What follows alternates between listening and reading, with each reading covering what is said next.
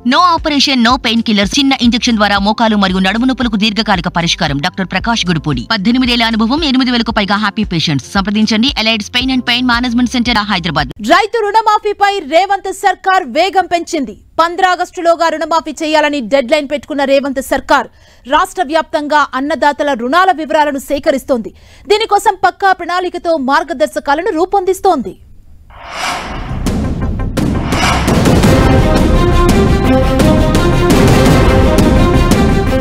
రాష్ట్ర వ్యాప్తంగా ఉన్న రైతులు తీసుకున్న రుణాలను మాఫీ చేయడం అన్నది ఇప్పుడు ప్రభుత్వం అత్యంత ప్రాధాన్యతగా పెట్టుకుంది. ఆగస్టు 15 లోపు రైతు రుణమాఫీ చేయాలన్న టార్గెట్ తో సీఎం రేవంత్ రెడ్డి సర్కార్ పనిచేస్తోంది. ఏకకాలంలో రైతు రుణాలను మాఫీ చేసేందుకు మార్గదర్శకాలను రూపొందించడంలో బిజీగా ఉంది. రైతుకు నష్టం జరగకుండా ఇచ్చిన మాటను నిలబెట్టుకునే విధంగా పక్కాగా గైడ్ లైన్స్ రూపొందిస్తోంది ప్రభుత్వం.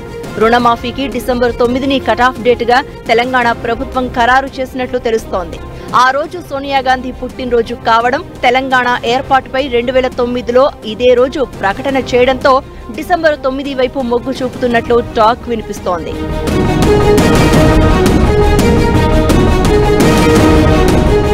ఈ పథకం అమలులో భాగంగా ప్రభుత్వం 4 విభాగాలు 30 అంశాలతో కూడిన ప్రొఫార్మాతో రైతుల సమాచారాన్ని సేకరిస్తోంది. పిఎస్సిఏఎస్ల వివరాలు, బ్యాంకుల వివరాలు, రైతుల వివరాలు, రుణం వివరాలను తీసుకుంటోంది.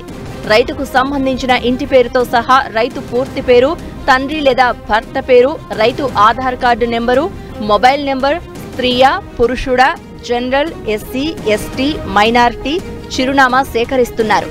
రైతు లోన్కు సంబంధించి వివరాలు సేకరిస్తున్నారు.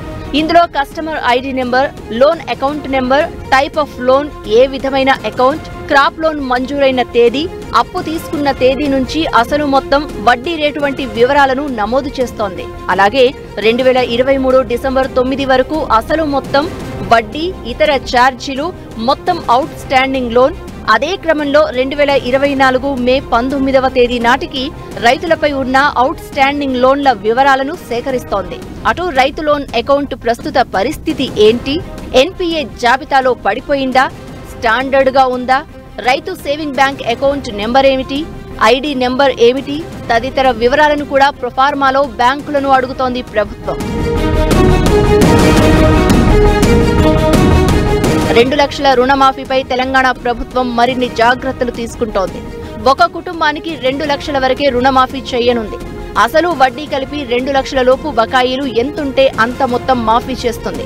ఒకవేళ 2 లక్షల కంటే ఎక్కువ ఉంటే 2 లక్షలు మాఫీ అవుతుంది. మిగతాది రైతు చెల్లించాల్సి ఉంటుంది. ఇక రైతు 1 కంటే ఎక్కువ బ్యాంకుల్లో అప్పు తీసుకుంటే అన్నీ కలిపి లెక్కేస్తారు. అంతేకాదు భార్య లేదా భర్త పేర్ల మీదున్న అన్ని ఖాతాల వివరాలు, అప్పులు, వడ్డీలను క్రోడీకరించి 2 లక్షల రుణమాఫీ పథకాన్ని అమలు చేయనుంది ప్రభుత్వం. బంగారం తాకట్టు పెట్టి తీసుకున్న రుణాల సమాచారాన్ని కూడా తీసుకుంటుంది. రైతులు ఎంత మేర బంగారం తాకట్టు పెట్టి రుణాలు తీసుకున్నారు అన్న సమాచారాన్ని సేకరిస్తోంది.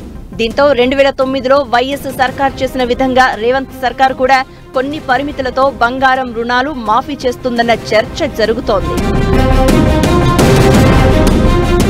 2023 డిసెంబర్ 9వ తేదీ కటాఫ్ తేదీ అయితే అప్పటి వరకు రైతుల పేర్ల మీద ఉన్న బకాయిలను మాఫీ చేయనుంది ప్రభుత్వం. 2023 డిసెంబర్ 9 లోపు గత ప్రభుత్వ హయాంలో గత రుణమాఫీ కటాఫ్ డేట్ తర్వాత ఎన్ని పంట రుణాలు తీసుకున్నా అవన్నీ రుణమాఫీ పథకం పరిధిలోకి వస్తాయి. అయితే ప్రొఫార్మాలో మాత్రం 2024 మే 19 వరకున్న బకాయిల వివరాలను కూడా సేకరించాలని పేర్కొన్నారు. దీంతో 2023 డిసెంబర్ 9వ తేదీ వరకు ఉన్న బకాయిలు, 2024 మే 19వ తేదీ వరకున్న బకాయిల లెక్కలను కూడా అధికారులు సేకరిస్తున్నారు. మొత్తానికి 2 లక్షల రుణమాఫీపై వెనక్కి తగ్గేదే లేదంటోంది సీఎం రేవంత్ రెడ్డి సర్కార్.